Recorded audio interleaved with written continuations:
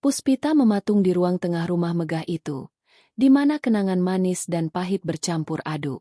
Udara di sekitarnya terasa dingin, seolah membekukan setiap jengkal hatinya. Hari ini, rumah yang ia rawat dengan sepenuh hati, yang menjadi saksi bisu tawa dan tangisnya, akan menjadi saksi bisu dari kehancurannya. Di hadapannya, berdiri suaminya, Bima, dengan wajah datar tanpa ekspresi. Di sebelahnya, Ibu Siska, ibu mertuanya, menatap Puspita dengan tatapan penuh kebencian yang tidak pernah luntur sejak awal mereka bertemu. "Puspita, kita cerai," kata Bima. Suaranya terdengar hampa.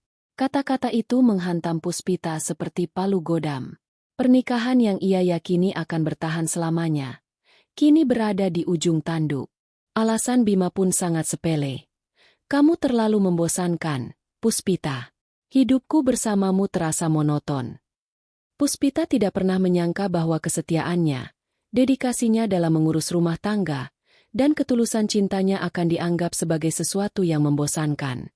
Air mata yang sudah membendung di pelupuk mata Puspita akhirnya tumpah. Ia menatap Bima dengan mata berkaca-kaca. "Bima, apa salahku? Aku sudah berusaha menjadi istri yang baik." Namun, Bima hanya menggelengkan kepala. Di saat itulah, Ibu Siska melangkah maju, wajahnya dipenuhi seringai sinis. "Sudahlah, Puspita. Kau tidak pernah pantas untuk Bima. Kau hanya benalu yang menempel di keluarga kami. Sekarang, enyahlah." Ibu Siska menyerahkan sebuah tas lusuh berisi beberapa helai pakaian milik Puspita, seolah ingin menekankan betapa tidak berharganya Puspita bagi mereka. Puspita memeluk tas itu dengan erat. Rasanya seperti memeluk sisa-sisa kehormatannya yang hancur.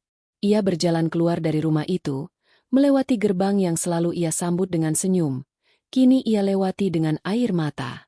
Di depan gerbang, Ibu Siska masih mempermalukannya. "Lihat, menantu tidak berguna itu akhirnya pergi." "Syukurlah," teriak Ibu Siska. Suaranya menggelegar, mengundang perhatian tetangga. Puspita menundukkan kepalanya, membiarkan hinaan itu menjadi bagian dari kenangan pahitnya. Setelah berjalan tanpa arah, Puspita menyadari bahwa ia tidak memiliki siapa-siapa lagi. Orang tuanya telah meninggal beberapa tahun lalu, dan ia tidak memiliki saudara kandung. Ia tidak punya tempat untuk pulang, tidak punya pundak untuk bersandar. Namun, di tengah keputusasaannya, muncul sebuah pemikiran, sebuah tekad yang membara. "Aku tidak akan menyerah. Aku tidak akan membiarkan mereka melihatku hancur." Puspita menyeka air matanya. Ia memutuskan untuk tidak lagi menjadi Puspita yang lemah dan penurut. Ia akan bangkit, menjadi Puspita yang baru.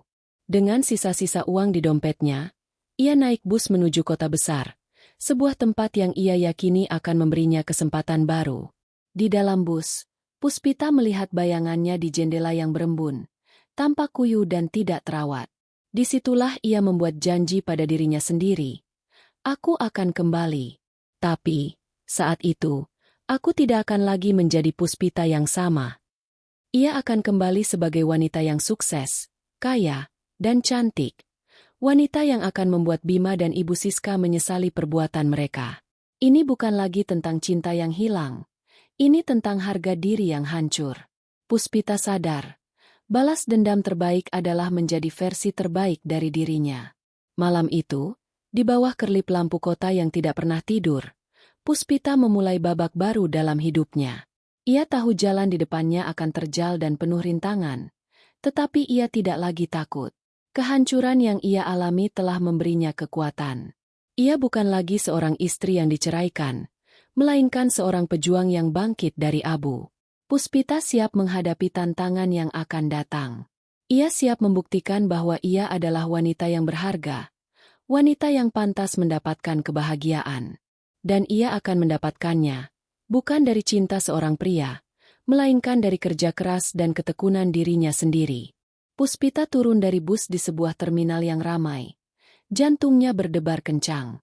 Udara kota besar terasa berbeda, dipenuhi dengan kebisingan klakson, hiruk-pikuk pejalan kaki, dan aroma makanan yang bercampur aduk. Ia merasa seperti sebutir debu yang terombang-ambing di tengah badai. Dengan tas lusuhnya, Puspita berjalan menyusuri trotoar. Matanya menjelajahi setiap sudut, mencari tempat untuk memulai hidup baru. Uang yang ia miliki tidak banyak. Hanya cukup untuk menyewa kamar kecil di sebuah rumah kos yang sempit dan kurang terawat. Dindingnya kusam, jendelanya berdebu, dan kasurnya terasa keras.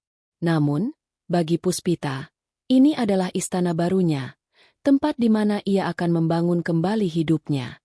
Ia meletakkan tasnya di sudut ruangan, duduk di tepi kasur, dan menarik napas dalam-dalam. Ini awal yang baru, bisiknya pada diri sendiri, mencoba meyakinkan hatinya yang masih dipenuhi rasa takut. Keesokan harinya, Puspita memulai pencariannya. Ia melamar pekerjaan di mana saja, mulai dari toko kelontong, restoran, hingga kafe. Namun, tanpa pengalaman kerja yang memadai, ia seringkali ditolak. Frustrasi mulai merayap, tetapi ia tidak menyerah. Akhirnya, ia mendapatkan pekerjaan sebagai pelayan kafe di sebuah kedai kopi kecil. Gajinya tidak seberapa, tetapi cukup untuk makan dan membayar sewa. Pekerjaan itu sangat melelahkan. Ia harus berdiri berjam-jam, melayani pelanggan yang terkadang cerewet, dan membersihkan meja. Setelah jam kerjanya selesai, ia juga mengambil pekerjaan sampingan sebagai petugas kebersihan di sebuah kantor kecil. Puspita bekerja dari pagi hingga larut malam, tubuhnya lelah, tetapi semangatnya tidak pernah padam. Setiap tetes keringat yang ia keluarkan adalah investasi untuk masa depannya. Ia terus mengingat tatapan merendahkan Ibu Siska dan wajah datar Bima. Kenangan pahit itu menjadi bahan bakar yang mendorongnya untuk terus maju.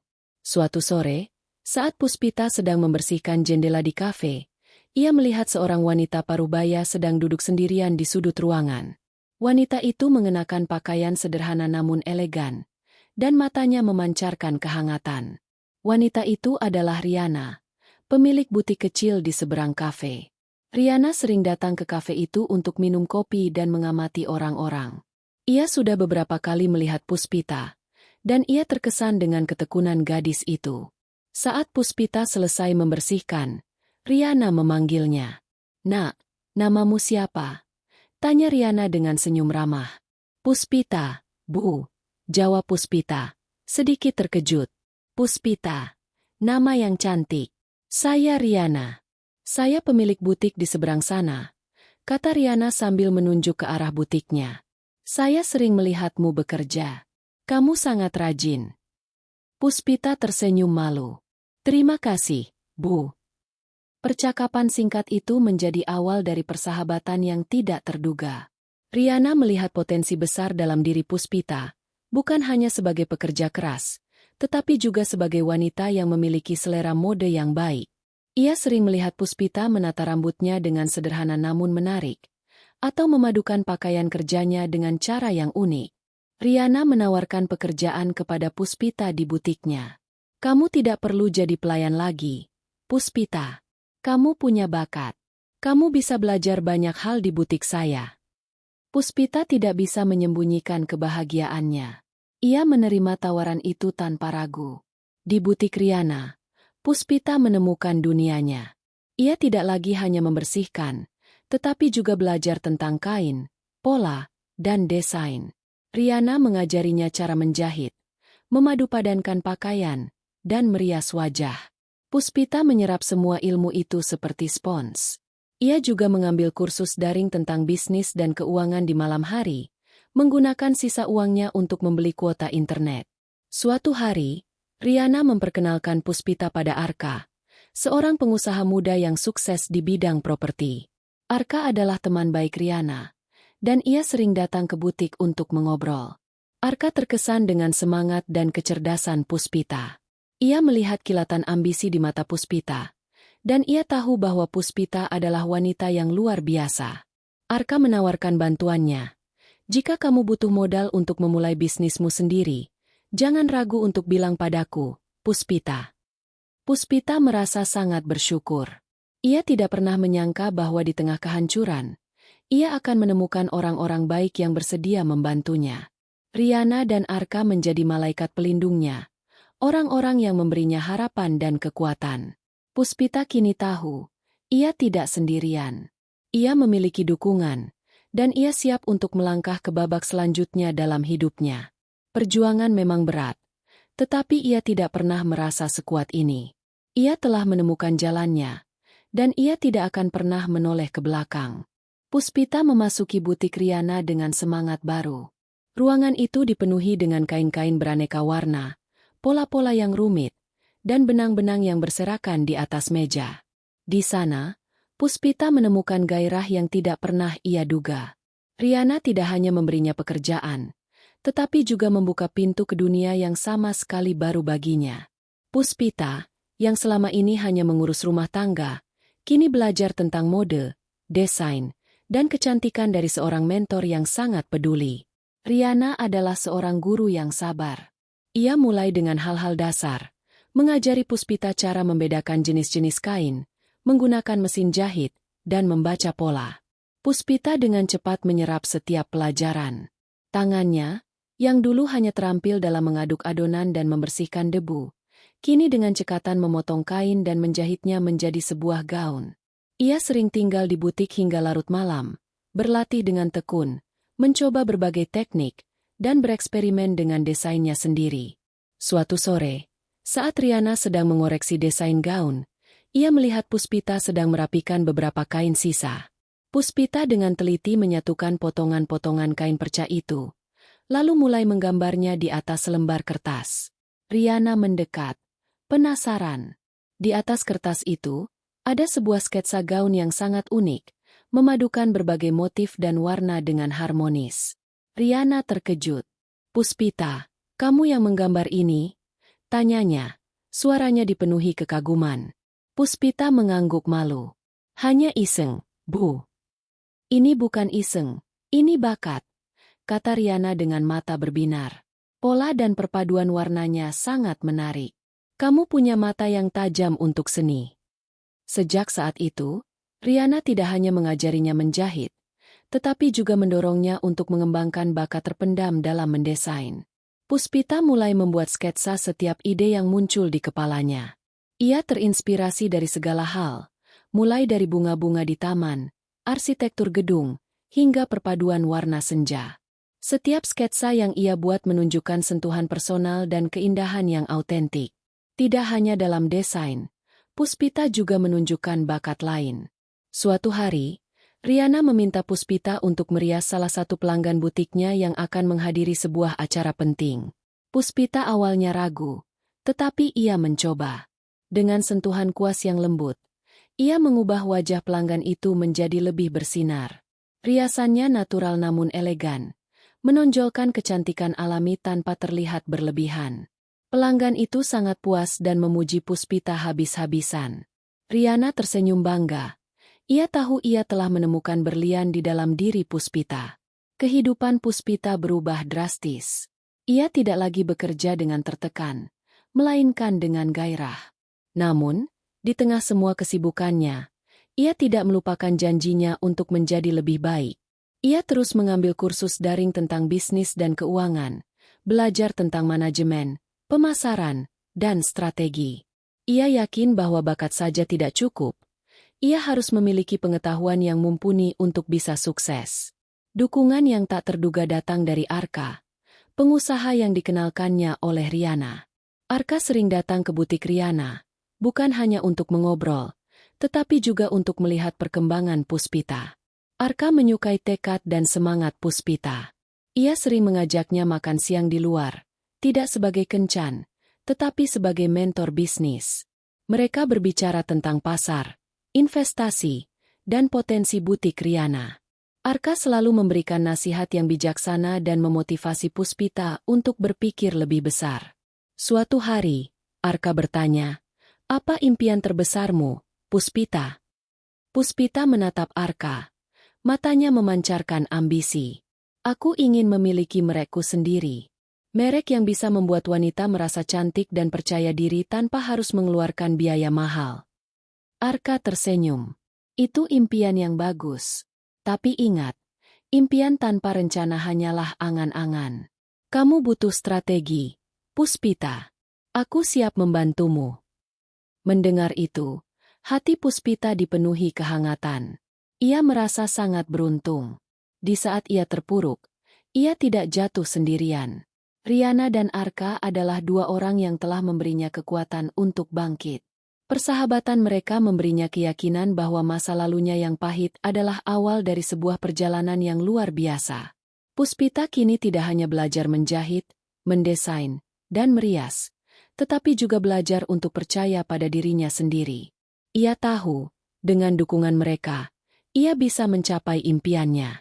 Babak baru ini tidak hanya tentang bertahan hidup, tetapi tentang tumbuh dan berkembang, menjadi wanita yang lebih kuat dari sebelumnya. Puspita duduk di meja butik, pikirannya melayang jauh.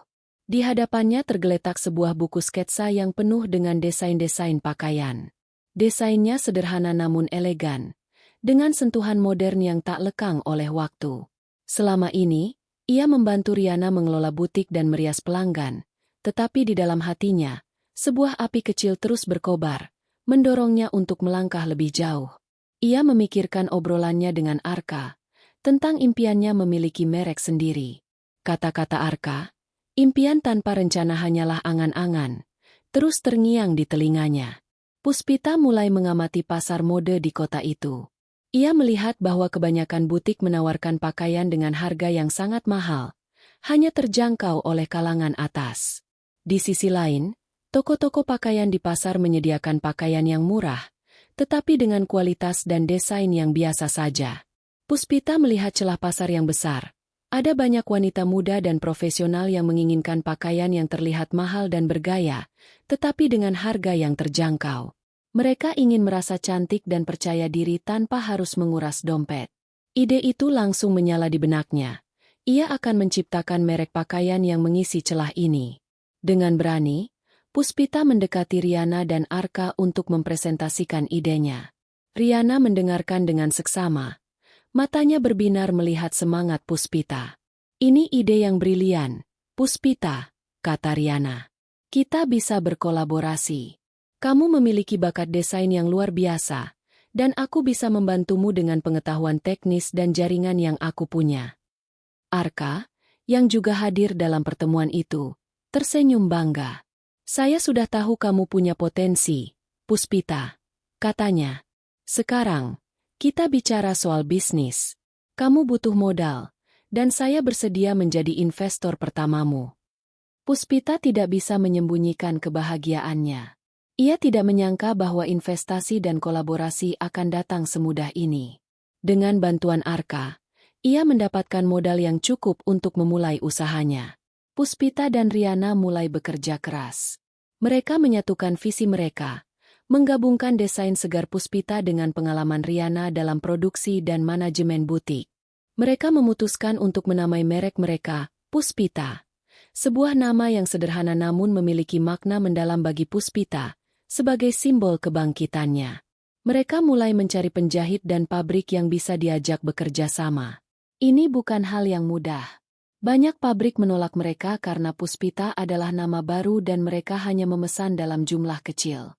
Ada pula yang menawarkan harga yang terlalu tinggi, sehingga tidak sesuai dengan konsep terjangkau yang Puspita inginkan. Rintangan awal ini membuat Puspita sedikit frustrasi. Ia merasa terjepit di antara impiannya dan kenyataan pahit dunia bisnis. Sepertinya ini lebih sulit dari yang aku bayangkan, keluhnya suatu malam kepada Riana. Riana menepuk bahu Puspita. Bisnis itu tidak ada yang mudah, Puspita. Tapi kita tidak akan menyerah. Kita punya ide yang bagus, dan kita punya semangat. Itu modal terpenting. Dengan tekad yang baru, mereka kembali mencari. Akhirnya, mereka menemukan sebuah konveksi kecil yang mau bekerja sama. Meskipun peralatan mereka tidak secanggih pabrik besar, para pekerjanya sangat terampil dan mau mendengarkan ide-ide Puspita. Puspita dan Riana mengawasi setiap langkah produksi, memastikan bahwa setiap jahitan sempurna dan setiap detail sesuai dengan desain. Puspita bahkan turun tangan langsung, mengajari para penjahit cara-cara khusus agar hasil akhirnya sesuai dengan yang ia bayangkan. Di saat yang sama, mereka juga harus menghadapi tantangan lain, persaingan. Merek-merek yang sudah mapan dengan anggaran pemasaran yang besar terasa seperti raksasa yang tidak mungkin dikalahkan. Puspita tahu, Mereka harus menemukan cara untuk menonjol.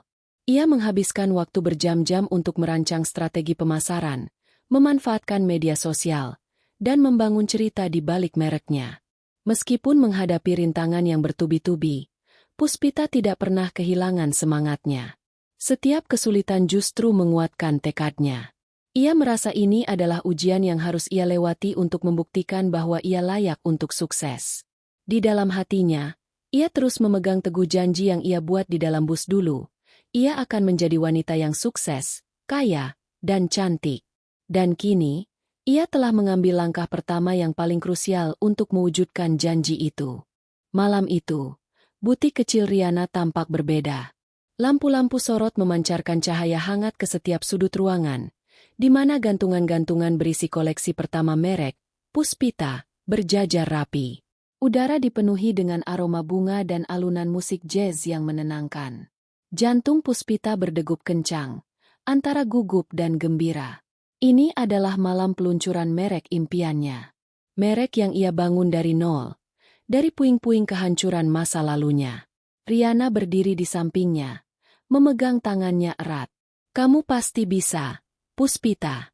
Koleksimu sangat indah," bisiknya. Arka, mengenakan setelan rapi, tersenyum dari kejauhan. Matanya memancarkan dukungan dan kebanggaan. Pintu butik terbuka, dan tamu-tamu mulai berdatangan. Mereka adalah teman-teman Riana, beberapa jurnalis mode lokal yang diundang, dan beberapa pelanggan setiap butik. Mereka melihat setiap gaun, menyentuh kainnya, dan memuji desainnya yang unik. Koleksi Puspita bukan hanya sekadar pakaian, tetapi sebuah cerita. Ia menggunakan potongan kain yang sederhana, namun dengan sentuhan detail yang tidak biasa, menciptakan pakaian yang modern, elegan, namun tetap terasa personal. Desainnya berhasil mematahkan stigma bahwa pakaian yang indah harus mahal. Peluncuran itu sukses. Beberapa media mode bahkan meliput acara tersebut, memuji keberanian Puspita dalam menciptakan merek yang berbeda. Namun, penjualan masih berjalan lambat. Puspita tahu, mereka adalah merek baru dan butuh waktu untuk dikenal. Ia tidak menyerah. Bersama Riana, ia terus mempromosikan mereknya di media sosial, mengunggah foto-foto model yang mengenakan koleksi mereka. 1 minggu setelah peluncuran, terjadi keajaiban. Seorang selebritas terkenal di media sosial, Anya, yang memiliki jutaan pengikut, sedang mencari gaun untuk menghadiri acara amal. Tim Anya kebetulan menemukan unggahan merek Puspita di Instagram. Mereka tertarik dengan salah satu desain gaun Puspita yang memiliki motif bunga teratai, simbol kebangkitan. Puspita dan Riana dengan cepat mengirimkan gaun tersebut. Hati mereka dipenuhi harapan. Malam itu, di acara amal, Anya mengenakan gaun Puspita. Ia tampak sangat anggun dan berbeda dari selebritas lainnya yang mengenakan gaun-gaun dari merek-merek ternama. Keesokan harinya, Anya mengunggah fotonya di Instagram, memuji desain Puspita, dan menandai akun mereknya. Dalam semalam, merek Puspita menjadi viral di media sosial. Notifikasi di ponsel Puspita terus berbunyi, ratusan, bahkan ribuan, pesan masuk. Akun Instagram mereka kebanjiran pengikut baru. Website mereka sempat down karena lonjakan pengunjung yang ingin membeli gaun yang dikenakan Anya. Penjualan meroket tajam. Puspita dan Riana bekerja siang dan malam untuk memenuhi semua pesanan. Di tengah kesibukan itu, Puspita tidak melupakan janji yang ia buat pada dirinya sendiri. Ia tahu bahwa kesuksesan tidak hanya diukur dari uang, tetapi juga dari bagaimana ia memandang dirinya sendiri. Dengan uang yang ia dapatkan, Puspita mulai berinvestasi pada dirinya sendiri. Ia mulai transformasi fisik dan mental. Ia mendaftar di pusat kebugaran, mengikuti kelas yoga, dan rutin berolahraga. Tubuhnya menjadi lebih bugar, dan ia merasa lebih berenergi. Puspita juga mulai menjalani perawatan kecantikan. Ia merawat kulitnya, menata rambutnya dengan gaya baru, dan memilih pakaian yang sesuai dengan pribadinya yang kini lebih percaya diri. Ia tidak lagi mencoba menjadi orang lain, tetapi menjadi versi terbaik dari dirinya sendiri. Wajahnya yang dulu kuyu dan penuh kesedihan, kini digantikan dengan wajah yang bersinar, penuh aura kebahagiaan dan kesuksesan. Pada suatu pagi, saat ia melihat bayangannya di cermin, Puspita tersenyum. Ia melihat seorang wanita yang kuat, cantik, dan sukses. Ia tidak hanya berhasil mengubah takdirnya, tetapi juga berhasil menemukan dirinya sendiri. Ia telah membuktikan bahwa kehancuran yang ia alami bukanlah akhir, melainkan awal dari sebuah perjalanan yang luar biasa. Puspita, yang dulu hanya seorang istri yang diceraikan dan dipermalukan, kini adalah seorang pengusaha sukses, pemilik merek yang sedang naik daun, dan wanita yang memancarkan kecantikan dari dalam. 5 tahun telah berlalu sejak Puspita meninggalkan kota asalnya dengan hati hancur. Kini, ia kembali, bukan sebagai Puspita yang sama. Ia datang dengan setelan bisnis yang elegan, melangkah dari mobil mewah yang mengantarnya. Rambutnya terurai indah, riasannya sempurna, dan ia memancarkan aura keberhasilan yang memukau. Kunjungannya kali ini bukan untuk meratapi masa lalu, melainkan untuk urusan bisnis. Merek Puspita telah berkembang pesat dan ia berencana membuka butik di kota ini. Kota itu tidak banyak berubah, tetapi Puspita merasa semuanya tampak berbeda di matanya. Gedung-gedung tinggi, jalanan yang ramai, dan lampu-lampu kota yang berkelap-kelip. Ia tersenyum getir ketika melewati beberapa tempat yang menyimpan kenangan, baik manis maupun pahit. Namun, ia tidak membiarkan emosi itu menguasai dirinya. Ia datang sebagai seorang pebisnis, dan ia akan bertindak layaknya seorang pebisnis. Pertemuan kembali yang tak terhindarkan terjadi di sebuah restoran mewah. Puspita sedang makan siang dengan beberapa mitra bisnisnya ketika ia melihat sepasang mata terbelalak di meja sudut. Itu adalah Bima, mantan suaminya, yang sedang makan bersama Ibu Siska, mantan mertuanya. Mereka tampak jauh dari kata bahagia. Bima terlihat lesu, dan Ibu Siska tampak lebih tua dari usianya. Puspita menahan napasnya sejenak, tetapi ia tidak menunjukkan tanda-tanda keterkejutan. Ia melanjutkan obrolannya dengan santai, seolah-olah Bima dan Ibu Siska hanyalah orang asing. Bima, yang terkejut melihat transformasi Puspita, memanggilnya. Puspita, apa itu benar kamu? Puspita berbalik, menatap Bima dengan senyum tipis di wajahnya. Senyum itu bukan lagi senyum lembut yang dulu ia berikan, melainkan senyum percaya diri seorang wanita sukses. Ya, ini saya, jawab Puspita, suaranya tenang dan tegas. Ada yang bisa saya bantu, Bima? Ibu Siska, yang masih tidak percaya dengan apa yang dilihatnya, mendekati meja Puspita. Tidak mungkin. Kau Puspita? Apa yang terjadi padamu? Puspita menghela napas. Ia tahu momen ini akan datang. Ia tahu ini adalah saatnya untuk menghadapi masa lalu. Saya baik-baik saja, Ibu Siska. Seperti yang Anda lihat. Bima dan Ibu Siska tidak bisa menyembunyikan keterkejutan dan penyesalan di wajah mereka. Mereka mencoba mendekati Puspita, mengucapkan kata-kata manis yang dulu tidak pernah mereka ucapkan. Bima mencoba menjelaskan bahwa ia menyesal telah menceraikan Puspita, bahwa hidupnya tanpanya terasa kosong. Ibu Siska mencoba meminta maaf atas perlakuannya di masa lalu, mengatakan bahwa ia kini menyadari betapa berharganya Puspita. Puspita, maafkan Ibu. Ibu salah. Ibu tidak tahu kamu bisa menjadi seperti ini, kata Ibu Siska. Suaranya terdengar tulus. Puspita, aku merindukanmu, bisik Bima, mencoba meraih tangan Puspita. Bisakah kita memulai kembali?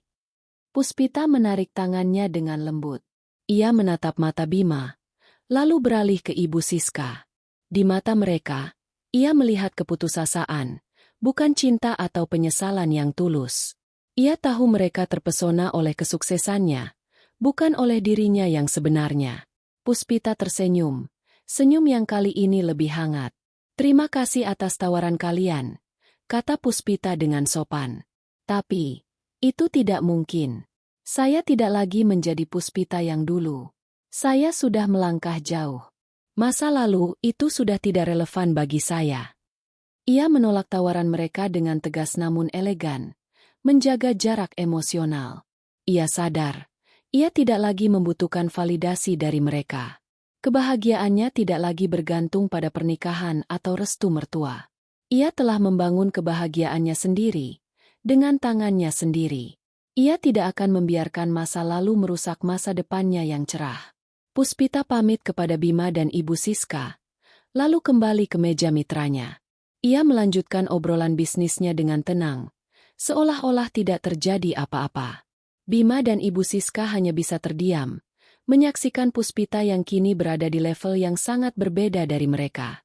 Penyesalan itu terasa jauh lebih pahit daripada yang pernah mereka bayangkan, karena kini mereka tahu apa yang telah mereka buang. Puspita telah kembali, tetapi bukan untuk membalas dendam. Ia kembali untuk menunjukkan bahwa ia telah menemukan kebahagiaannya, dan kebahagiaan itu tidak ada hubungannya dengan mereka. Setelah kembali dari kota asalnya, Puspita merasakan percampuran emosi yang aneh. Hatinya dipenuhi kepuasan karena telah menunjukkan kepada Bima dan Ibu Siska bahwa ia telah bangkit. Namun, ia juga merasa sedikit hampa. Kesuksesan yang ia raih ternyata tidak sepenuhnya mengisi kekosongan yang ada di dalam hatinya. Dalam kekosongan itulah, ia mulai menyadari sesuatu yang telah lama terabaikan, perasaannya terhadap Arka. Arka selalu ada untuknya, sebagai mentor, teman, dan pendukung terbesarnya. Setiap kali Puspita merasa lelah atau putus asa, kata-kata Arkalah yang memberinya semangat. Setiap kali ia berhasil mencapai sesuatu, senyum Arkalah yang membuatnya merasa bangga. Arka tidak pernah memandangnya sebagai wanita yang diceraikan, melainkan sebagai pejuang, sebagai wanita yang berharga. Puspita menyadari bahwa ia telah jatuh cinta pada Arka. Namun, dilema baru muncul. Hatinya dipenuhi ketakutan. Pengalaman pahit dengan Bima masih membekas. Ia takut jika ia kembali mencintai seseorang, ia akan kembali merasakan rasa sakit yang sama.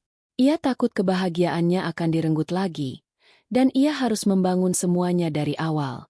Ia mulai menjaga jarak dari Arka, menghindari panggilan dan pertemuan pribadi. Arka, yang peka terhadap perubahan sikap Puspita, merasa bingung. Ia tahu Puspita sedang menghindari dirinya.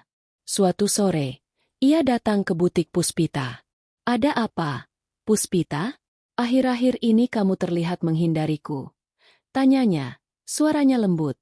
Puspita hanya bisa menghela napas, tidak tahu harus menjawab apa. Sebelum ia bisa menjelaskan, seorang wanita cantik dan anggun masuk ke butik. Ia mengenali wanita itu sebagai Clara, putri dari salah satu relasi bisnis Arka. Clara tersenyum manis ke arah Arka, mengabaikan kehadiran Puspita. "Arka, kebetulan sekali. Aku mencarimu," kata Clara, lalu melirik Puspita dengan tatapan sinis. "Kita jadi makan malam, kan?" Arka terlihat tidak nyaman. Ia mencoba menjelaskan, "Clara, aku sedang bicara dengan Puspita." Namun, Clara terus saja menempel pada Arka, mencoba menciptakan kesalahpahaman di antara Puspita dan Arka. Clara mulai berbicara tentang rencana makan malam mereka, seolah-olah mereka adalah sepasang kekasih. Puspita melihat semua itu dengan hati yang menciut. Ketakutannya semakin besar. Ia yakin, Arka tidak akan pernah bisa sepenuhnya menjadi miliknya, dan ia akan kembali merasakan sakit. Puspita akhirnya memutuskan untuk mengalah. "Aku sibuk, Arka. Kamu pergilah bersamanya," kata Puspita dengan nada dingin, lalu berbalik dan pergi ke ruang kerjanya. Arka merasa ada yang tidak beres, menolak ajakan Clara. Ia mengejar Puspita ke ruang kerjanya. "Tunggu, Puspita. Ada apa? Kenapa kamu tiba-tiba seperti ini?" Puspita tidak bisa lagi menahan air matanya. Semua rasa takut dan sakit yang ia tahan selama ini tumpah. "Aku takut, Arka," katanya dengan suara serak. "Aku takut kamu akan menjadi seperti Bima. Aku tidak mau merasakan sakit lagi." Mendengar itu, Arka menghela napas. Ia memahami semua ketakutan Puspita. Ia berjalan mendekat, memegang kedua bahu Puspita, dan menatap matanya dalam-dalam. "Dengarkan aku, Puspita," kata Arka dengan suara yang tegas namun penuh kelembutan. "Aku bukan Bima. Aku tidak akan pernah menyakitimu. Aku mencintaimu, Puspita. Aku mencintai semangatmu, ketangguhanmu, dan kecantikan hatimu. Aku tidak butuh wanita lain. Aku hanya butuh kamu. Pengakuan Arka bagai melodi indah yang menenangkan hati Puspita yang bergejolak. Ia melihat ketulusan di mata Arka. Ia melihat cinta, bukan sekadar ketertarikan. Perlahan, ketakutan yang ia rasakan mulai menghilang, digantikan oleh kehangatan yang mendalam. Ia sadar, tidak semua pria sama. Tidak semua cinta akan berakhir dengan rasa sakit. Puspita memeluk Arka dengan erat. Air matanya kini adalah air mata kebahagiaan. Ia belajar untuk kembali mempercayai cinta. Ia menyadari bahwa ia tidak bisa membiarkan masa lalunya merenggut kebahagiaannya di masa depan. Arka telah menunjukkan kepadanya bahwa cinta sejati itu ada, dan cinta itu adalah hal yang layak untuk diperjuangkan. Puspita akhirnya membuka hatinya, siap menyambut babak baru dalam hidupnya. Babak yang bukan hanya tentang kesuksesan, tetapi juga tentang cinta yang tulus. Kebahagiaan Puspita dan Arka tidak berlangsung lama. Suksesnya merek Puspita telah menarik perhatian banyak pihak, termasuk pesaing yang tidak senang. Puspita menerima kabar buruk dari Riana. "Puspita, ada masalah besar," kata Riana dengan nada cemas di telepon. "Ada merek fashion besar, Sutra, yang mulai menyebarkan rumor buruk tentang kita." Ancaman dari pesaing itu datang dalam berbagai bentuk. Di media sosial, akun-akun anonim mulai menuduh Puspita menjiplak desain, menggunakan bahan murahan, dan membayar model untuk berbohong. Komentar-komentar negatif membanjiri setiap unggahan merek Puspita. Penjualan yang selama ini stabil mulai merosot drastis. Yang lebih parah lagi, merek Sutra meluncurkan koleksi baru yang memiliki beberapa kemiripan mencolok dengan desain-desain Puspita yang belum diluncurkan. Puspita merasa terpukul. Ia tahu pasti bahwa Sutra telah mencuri desainnya dari prototipe yang mereka kirimkan ke pabrik sampel. Namun, ia tidak punya bukti kuat. Semua yang ia bangun dengan susah payah terasa seperti akan runtuh. Puspita yang dulu tegar kini kembali rapuh. Ia duduk di ruang kerjanya, melihat komentar-komentar jahat di layar komputernya. Setiap kata terasa seperti belati yang menusuk hatinya. Puspita mulai meragukan dirinya sendiri. "Apa semua ini sia-sia, Arka?" tanyanya suatu malam. "Aku sudah bekerja sangat keras. Kenapa hal seperti ini harus terjadi?" Air mata Puspita tumpah. Ia merasa lelah. Ia mempertanyakan apakah ia pantas mendapatkan kesuksesan ini. Ketakutan akan kegagalan yang pernah ia kubur dalam-dalam kini muncul kembali ke permukaan. Rasanya seperti kembali ke titik nol, kembali menjadi Puspita yang lemah, yang diceraikan dan diusir tanpa harapan. Melihat Puspita yang putus asa, Riana dan Arka tidak tinggal diam. Mereka datang ke rumah Puspita dan memberinya dukungan penuh. Riana membawa beberapa potong desain lama Puspita, mengingatkannya akan bakatnya. "Lihat ini, Puspita," kata Riana. "Ini semua orisinil milikmu. Mereka bisa mencuri desain, tapi mereka tidak bisa mencuri idemu. Mereka tidak bisa mencuri bakatmu." Arka duduk di samping Puspita, menggenggam tangannya erat. "Setiap bisnis besar pasti pernah mengalami krisis, Puspita. Ini adalah ujianmu. Apakah kamu akan menyerah atau kamu akan bangkit lagi?" Tanyanya dengan tegas namun penuh kasih sayang. "Kita akan menghadapi ini bersama. Aku dan Riana ada di sisimu." Arka meyakinkan Puspita untuk tidak bertindak gegabah. Mereka harus menyusun strategi yang matang, bukan sekadar membalas dendam dengan emosi. Mereka mengadakan pertemuan darurat, berdiskusi berjam-jam tentang langkah-langkah yang harus mereka ambil. Mereka memutuskan untuk tidak menanggapi rumor negatif secara langsung di media sosial. Sebaliknya, mereka akan fokus pada membuktikan keaslian desain mereka. Arka menggunakan jaringannya untuk mencari ahli hukum yang bisa membantu, sementara Riana mengumpulkan semua bukti, mulai dari sketsa awal Puspita hingga tanggal prototipe yang dikirim. Di tengah badai, Puspita mulai menemukan kembali kekuatan yang pernah ia miliki. Kata-kata Arka dan Riana memberinya keberanian. Ia sadar, ia tidak lagi sendirian. Ia memiliki tim, ia memiliki orang-orang yang mencintainya, dan ia memiliki keyakinan pada dirinya sendiri. Keraguan itu tidak sepenuhnya hilang, Tetapi ia tidak membiarkannya mengendalikan dirinya. Ia mengambil napas dalam-dalam, menyeka air matanya, dan menatap kedua sahabatnya dengan tekad baru di matanya. "Kalian benar," kata Puspita. "Aku tidak akan menyerah. Aku akan melawan.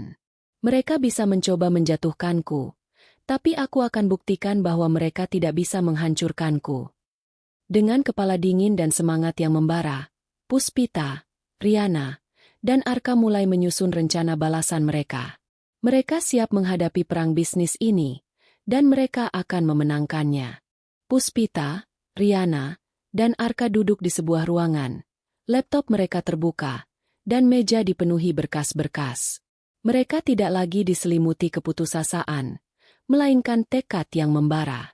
Mereka telah menyusun sebuah taktik cerdas yang tidak hanya akan membersihkan nama merek Puspita, tetapi juga akan membongkar kecurangan pesaing mereka, merek Sutra.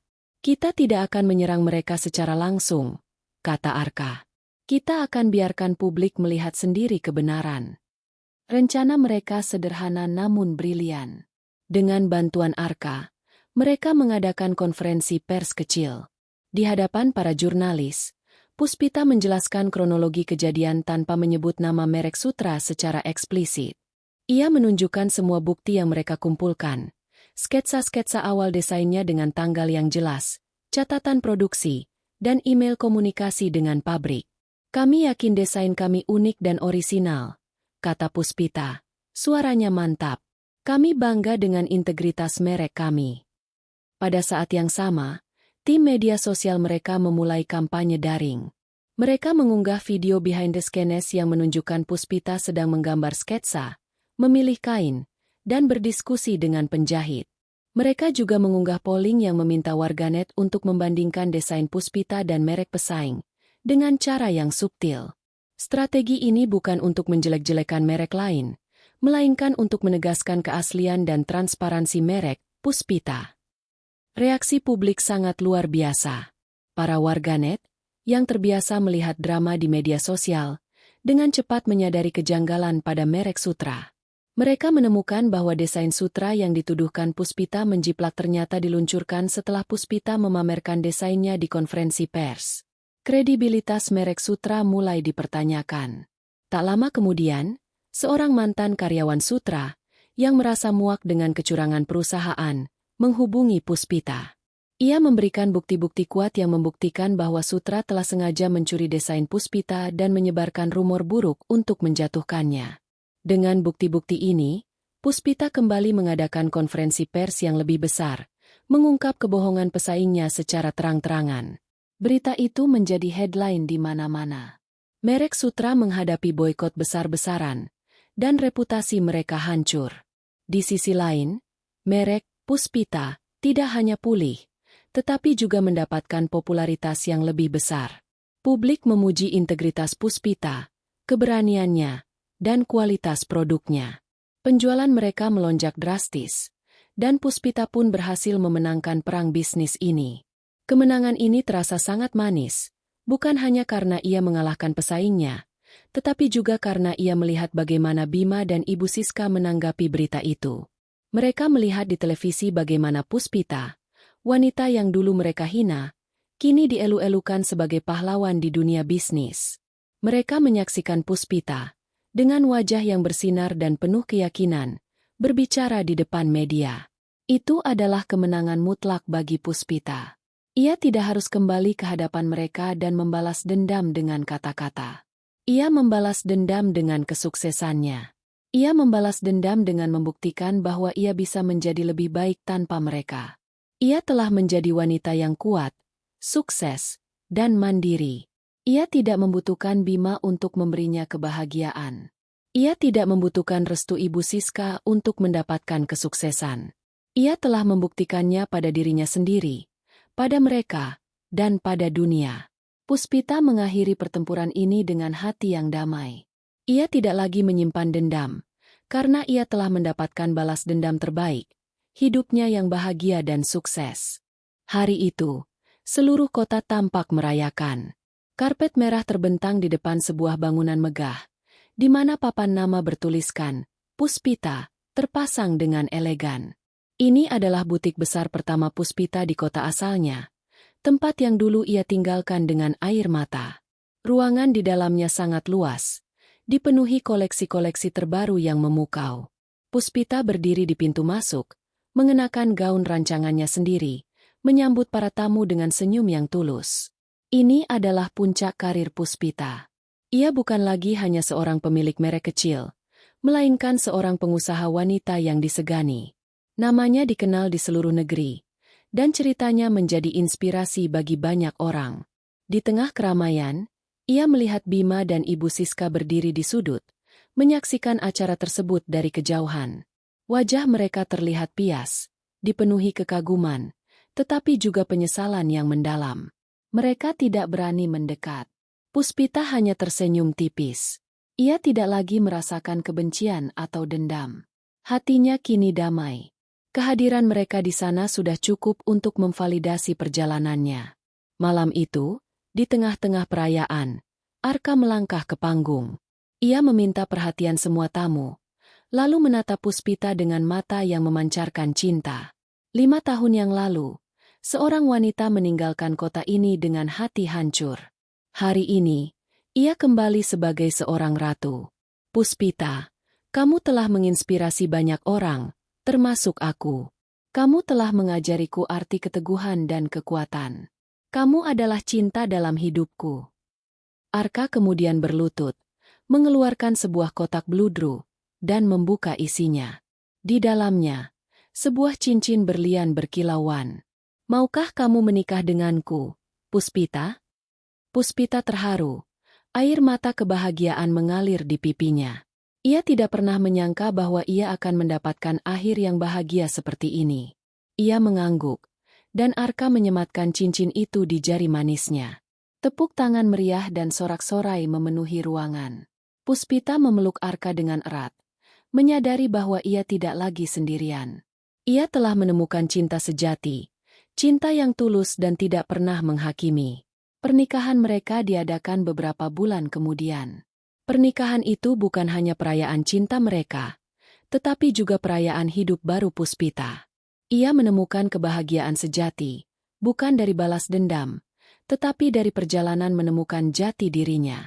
Ia menyadari bahwa ia menjadi cantik bukan karena riasan, tetapi karena kepercayaan diri. Ia menjadi kaya bukan karena uang, tetapi karena ia menemukan gairah hidupnya. Kisah Puspita menyebar ke seluruh negeri. Ia sering diundang untuk berbicara di berbagai acara, menginspirasi banyak wanita untuk menjadi kuat dan tidak menyerah pada keadaan. Ia selalu menutup ceritanya dengan pesan yang sama, kehancuran bukanlah akhir. Terkadang, kehancuran adalah awal dari kesuksesan yang luar biasa. Jangan biarkan orang lain mendefinisikan dirimu. Ciptakan takdirmu sendiri. Di akhir cerita ini, Puspita bukan lagi seorang istri yang diceraikan dan diusir. Ia adalah seorang istri yang dicintai, seorang pengusaha yang sukses, dan seorang wanita yang menemukan kebahagiaan sejati di dalam dirinya sendiri. Ia membuktikan bahwa di balik setiap tangisan, ada kekuatan untuk bangkit. Dan di balik setiap pintu yang tertutup, ada pintu baru yang lebih indah yang menunggu untuk dibuka.